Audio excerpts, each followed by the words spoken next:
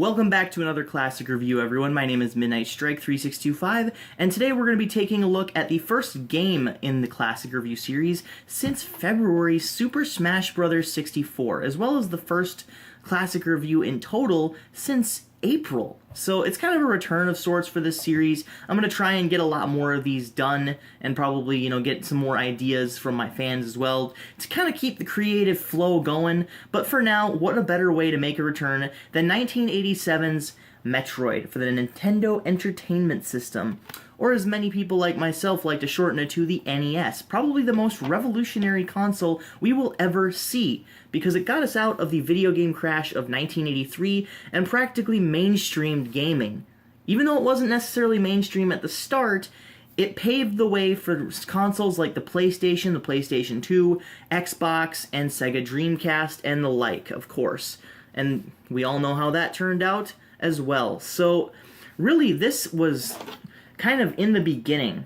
This, Mario and Zelda and all those games, this came out 2 years after the release of the Nintendo Entertainment System, 1 year in Japan because it came out early in 1986, but this game is absolutely wonderful. It is a dungeon crawler, open-ended. Technically, it's not open world, but it is open-ended in that you can go back and forth and kind of explore the world at your own pace. It is a side-scroller, but you can go up and down, and it's got a pretty immense map layout as well. It's not open world in the sense of, like, say, Legend of Zelda, where you can go all over and traverse the map at your own leisure, but you can traverse the screens and go wherever you want, except for the point of no return towards the end. So another interesting thing to note is this game actually features a female protagonist. Albeit you don't find that out till the end of the game, it is kind of interesting because that seems to be something that a lot of people are clamoring for, and this game did it all the way back in 1987. And she is an absolute badass. You play as Samus Aran on the Zero mission on planet Zebes. You're going in, trying to retrieve the Metroid creatures before the space pirates take them and weaponize them against humanity. So it's kind of an interesting story that would make for a decent film, too. But please don't do that.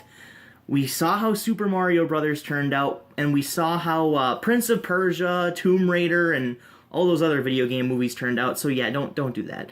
But the story in itself, taking elements from the game and putting them in a screenplay probably would be pretty badass, actually. Just taking elements from that game.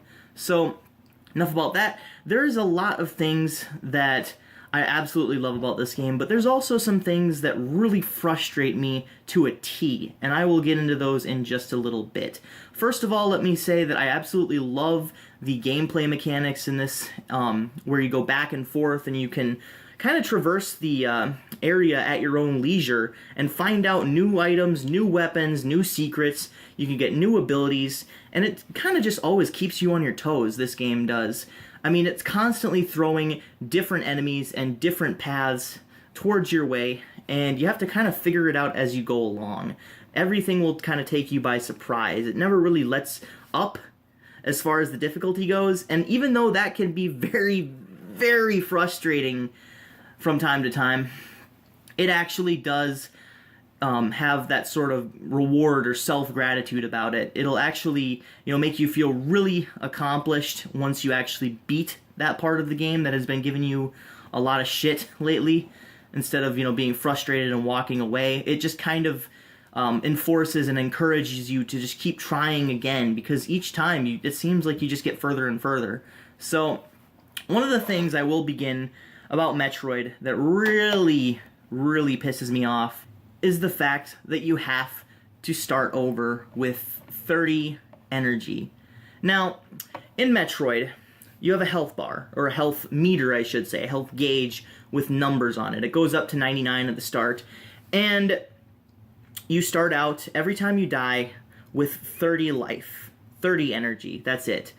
Now, you can get more energy by killing enemies, and maybe there's a chance they'll drop an energy pickup where you can actually increase your health, but it's kind of like 1 in 5 or so, so it's kind of slim pickings as far as the energy goes.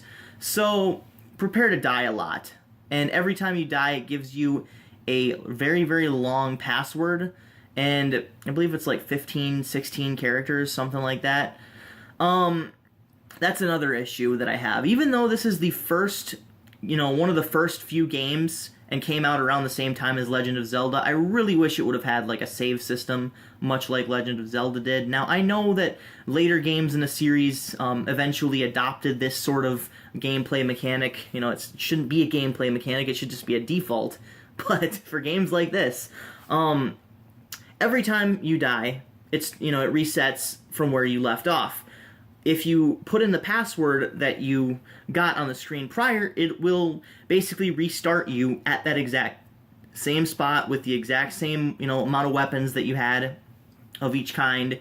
But the problem is, the password is so long, no matter how much health you started with when you actually initially got to that checkpoint, you will always start out with 30 health.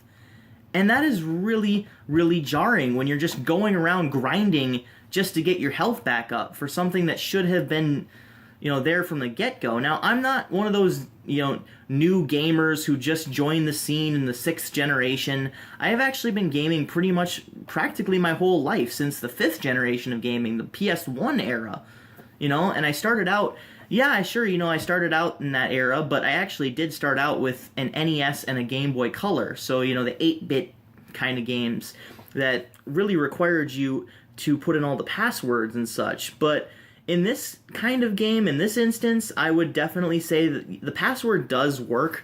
That system does work, because you only have to put it in once, and then you can just keep playing. You don't have to put it in every single time you die, just when you boot up the game. So that's nice. But this game definitely would have benefited from a save system.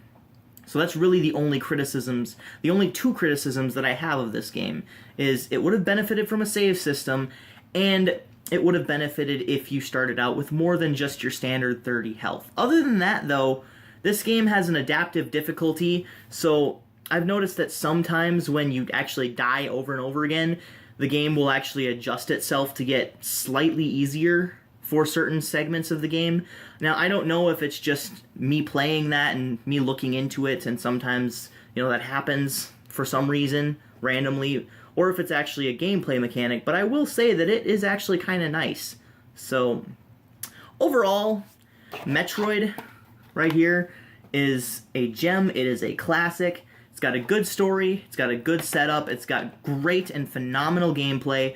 I'm going to give it a solid 9 out of 10, because despite the 2 criticisms that I could come up with, this is actually a very fun game to play, and I highly recommend that if anyone has not played it yet, your time will come in November when the Mini NES or the NES Classic hits the shelves. I know I'm probably going to get one, even though I have an original Nintendo. I'm still probably going to get one just for collection purposes. So, I will see you then. Keep calm and rock on. This is Midnight Strike 3625.